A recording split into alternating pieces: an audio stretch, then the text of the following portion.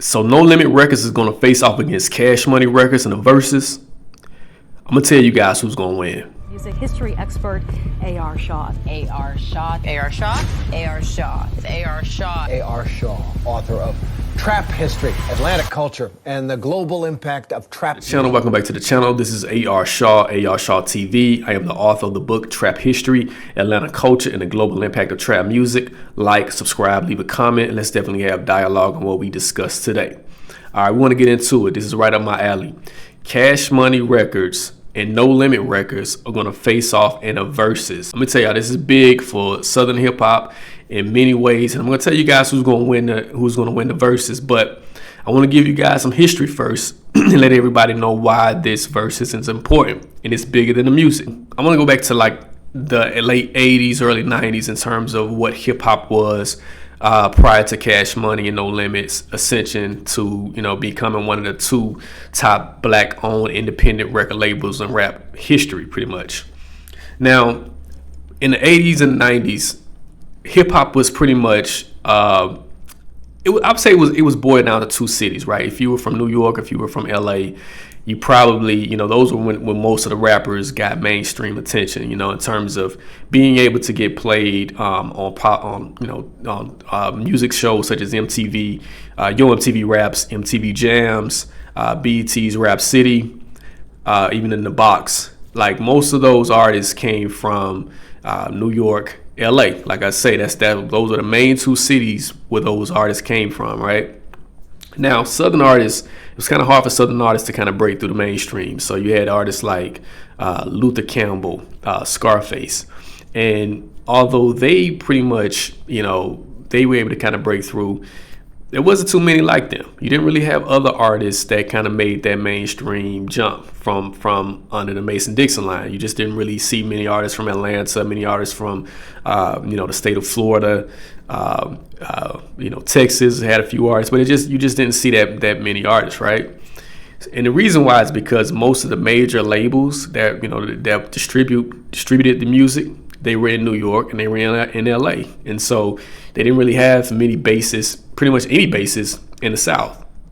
So what happened was that instead of those Southern artists pretty much trying to get record deals, what they did was they were forced to kind of do things on their own, meaning that they had to make the music themselves, pay for the music, they had to distribute the music, and they had to create a business model where they just couldn't, they didn't have to depend on like trying to get their demos to a major label.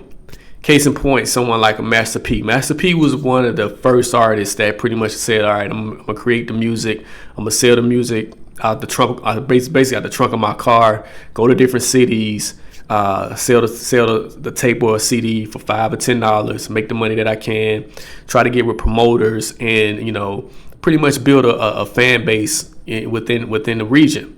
Master P went to Richmond, California. He did that, opened up a record store, took $10,000 from an inheritance that he got from his grandfather, opened up a record store, No Limit Records in Richmond, and then began to make music, and then did it from an independent route.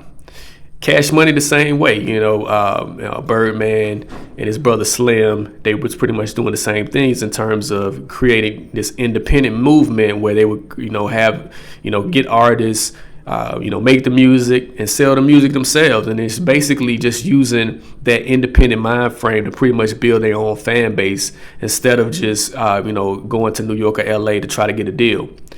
So with that being said, they were able to kind of build these fan bases within these regions, and then sign artists that were pretty much couldn't get signed in New York or LA.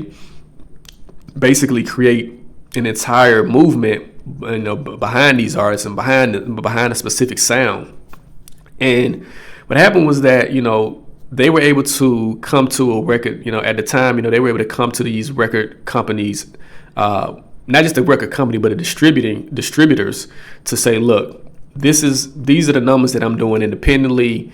If we do a partnership, we could kind of take these things to the next level. And so I got an opportunity to interview Master P years ago, and he talked to me about how he was talking to Jimmy Iovine with Interscope Records, and then Jimmy Iovine offered him $1 million.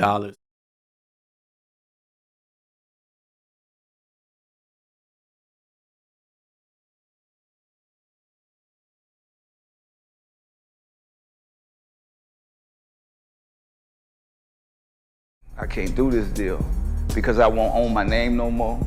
None of this, what I'm saying, being able to outthink the system. So, but it took me a lot of work, so don't think that I just got that deal and the money just came in. No, I had to get out there.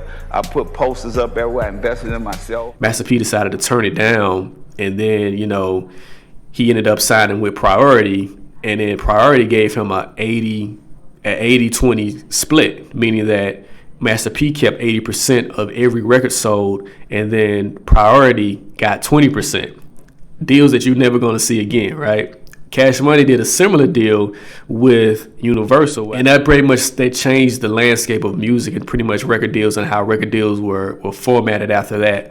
But it just shows you, it kind of, was an inspiration to how you can use independent, how you can be an independent artist, be an independent record label owner, and pretty much reach the masses. And we saw the success of No Limit Records. We saw the success of Cash Money Records through those years, and pretty much how they, led a whole movement. And so when I say that, this Verzuz is bigger than the music, that's what I mean. From a business standpoint, I think that's what we have to kind of look at, the significance of Cash Money and No Limit Records. From a music standpoint, this is what my thoughts are in terms of who's going to win this Verzuz, right? Now, if we have to look at it, we have to break it up in two eras, right? Let's do like 1992 to like 2000. Now we do 1992 into 2000. I think Cash Money and No Limit is neck and neck. I think they can go back and forth with great hits from Lil Wayne, Hot Boys, Juvenile to from on No Limit side you got Mia X. You got some great albums by C Murder. You had some good albums by Mac, Fiend. Silk the Shocker had a few good projects. So I think if you stay within that 1992 to 2000 range, I think you can go neck and neck with No Limit, and you can say that No Limit and Cash Money could be neck and neck. But I think what happens is after 2000, we saw that Cash Money continue to be prosperous in terms of music. But, mostly because of three artists, right? Cash Money, they saw the Lil Wayne, the rise of Lil Wayne. You saw Nicki Minaj, them signed Nicki Minaj, who pretty much exploded. And then you got Drake, they signed Drake. So it's like you have Nicki Minaj, Drake, and Lil Wayne on Cash Money. And then No Limit just doesn't have anybody to match that. Now, Snoop did a few albums with No Limit during the 90s. And those No Limit albums had a few good songs on it. Down for My Ends. I know they're gonna play that one, but in totality, Cash Money is probably going to take this one from a music standpoint. But I don't want us to just kind of think of it as a versus of Cash Money versus No Limit from a music standpoint. Let's celebrate the fact that you got two independent black-owned record companies and what they were able to do from a business standpoint in the 1990s and what they represented for Southern artists and Southern hip-hop. So those are my thoughts. What are your thoughts? Who you think going to win? Cash Money versus No Limit versus. Like, subscribe, leave a comment. Definitely check out my book, Trap History, Atlanta Culture, and the Global Impact of Trap Music. I talk about all this stuff in that book. Again, I am A.R. Shaw. I'll catch you guys next time. I'm out.